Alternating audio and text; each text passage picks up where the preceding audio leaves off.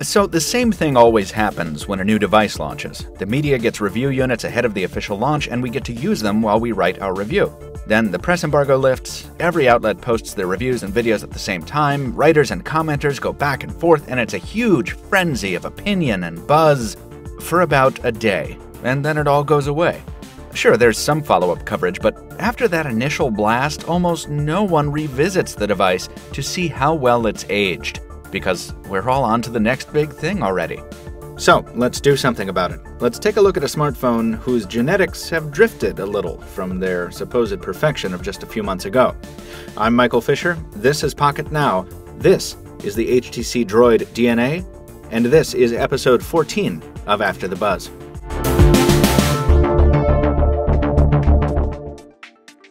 Verizon said it wanted to return to the roots of the Droid brand when it dropped this smartphone on us in November, hence the name DNA.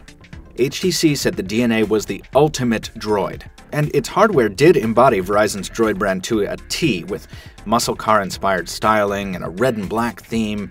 And with an aggressive marketing push and wider availability, the DNA could have been a superstar. But instead, just 4 months later, HTC is releasing another flagship superphone, the new and improved HTC One. So no matter how good the DNA is, it's still automatically now an older device. So let's see just how well this newly minted old-timer has held up. Aesthetically, the DNA's styling has held up nicely, both because it hasn't been that long since launch, and because HTC went minimalistic on the design. The soft-touch finish on the back and the Gorilla Glass 2 on the front are good armor against impacts, but as always, the latter isn't infallible. We've seen at least one shattered Droid DNA screen on the street since launch.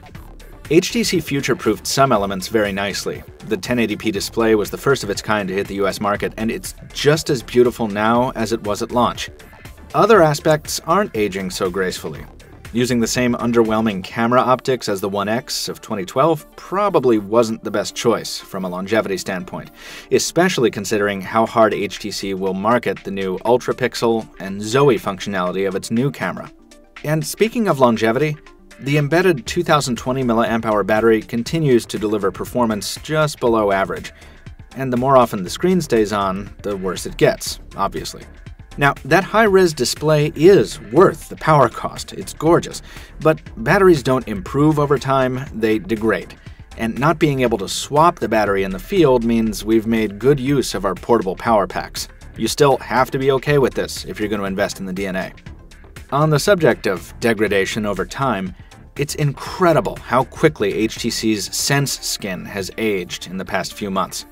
With stock Android looking better and better with each OTA update, and Samsung's TouchWiz making up for its ugliness with responsiveness and its sheer added functionality, Sense has stagnated. It's less laggy on the DNA than on other devices, but the visual style we used to think of as refined now seems somewhat archaic, especially in the face of Sense 5 on the new HTC One. Sense 4 Plus now just seems old, with its insistence on tainting every action with this mechanical click sound and its large but inaccurate stock keyboard. They're minor annoyances, but they grate on the nerves quickly. Plus, this version of Sense doesn't take advantage of the added resolution of the display, so you're still faced with the same amount of information you'd get on any other jumbo-screened smartphone. It's wonderful for some functions, don't get us wrong, but the skin inhibits the beautiful display more than it sets it free. You're still left with the need to root the phone to get the most out of its capabilities, which is a shame. Ultimately, this build of Sense was crafted for a time when Android was ugly and needed to be covered up. That's not the case anymore. And unless and until an OTA update comes along bringing the new Sense 5, the DNA will remain a beautiful car driven by a rapidly aging chauffeur. None of this should detract from the Droid DNA as a capable, reliable, and in many ways a beautiful smartphone. Its gorgeous display and the timeless beauty of its minimalistic build will serve it well in 2013, and if you're on Verizon and considering one, you could definitely do much worse, especially considering the carrier hasn't yet announced plans to pick up the new HTC One, for reasons that might be obvious.